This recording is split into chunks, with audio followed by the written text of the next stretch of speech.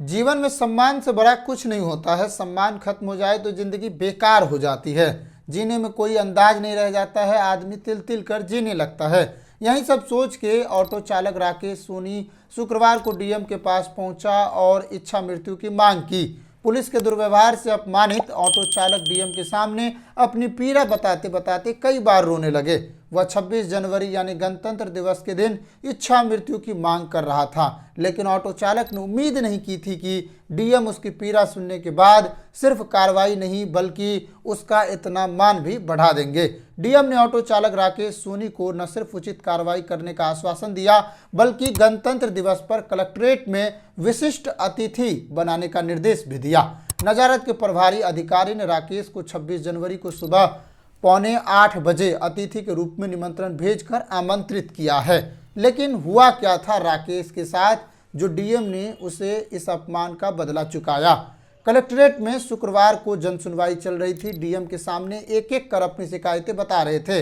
तभी हनुमंत बिहार निवासी व विश्व हिंदू परिषद के पूर्व खंड अध्यक्ष ऑटो चालक राकेश सोनी वहां पहुंचे और एप्लीकेशन देकर इच्छा मृत्यु की मांग करने लगे। उसने कहा कि गणतंत्र दिवस के दिन फूलबाग स्थित गांधी प्रतिमा के समक्ष इच्छा मृत्यु की अनुमति दी जाए।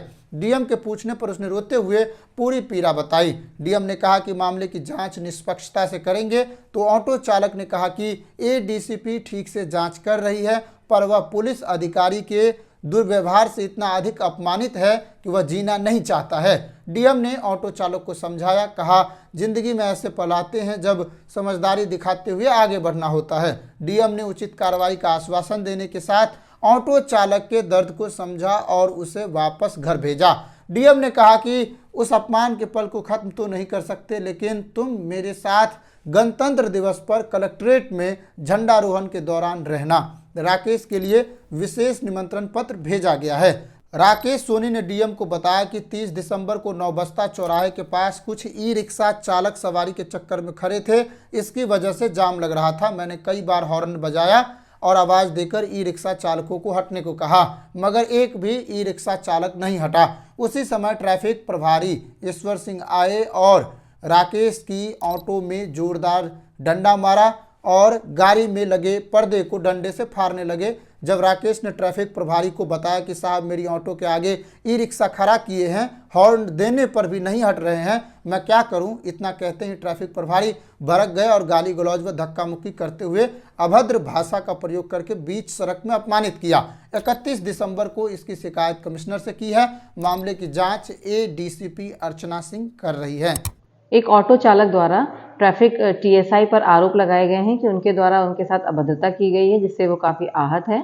इस प्रकरण की जांच मेरे द्वारा की जा रही है और जांच के आधार पर अगर कोई दोषी पाया जाएगा तो उसके विरुद्ध आवश्यक विधिक कार्रवाई अमल में लाई जाएगी। इस तरह राकेश सोनी वहां पर एप्लीकेशन लेकर इच्छा मृत्यु की मांग करते हुए पहुंचे थे, लेकिन डीएम ने अपनी सूझबूझ से इस पूरे मामले को बदल दिया और मुझे उम्मीद है कि राकेश सोनी को अब अपमानित महसूस नहीं होगा, क्योंकि वरिष्ठ अधिकारी ने उस अपमान का बदला किसी और चीज़ से दिया है।